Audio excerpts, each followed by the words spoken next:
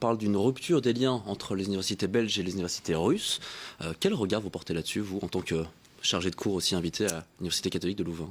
Alors malheureusement, je vais immédiatement commencer l'émission par créer des problèmes avec mes autorités, mais je regrette vivement cette décision.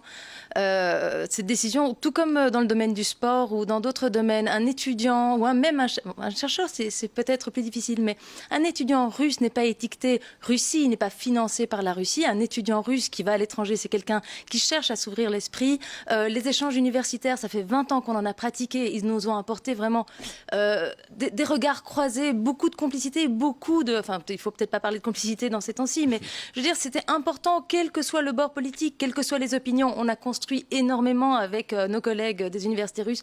Je regrette vivement cette coupure-là, tout comme la coupure d'ailleurs décidée par l'Union européenne des médias russes. On a besoin de savoir ce que pensent nos voisins, même Si s'ils ce sont des médias d'État, des médias qui sont aussi souvent accusés de propagande, on doit malgré tout voir ces images et les décrypter plutôt que de les cacher, selon Moi, je vous? crois qu'on est assez fort en Europe pour être capable de contrer un discours, d'argumenter, de discuter. Mais si on ne connaît pas la pensée de notre voisin, on sera nécessairement déforcé. À la limite, je trouve que c'est une faiblesse, en fait, de couper plutôt que d'engager la discussion sans compromis, évidemment.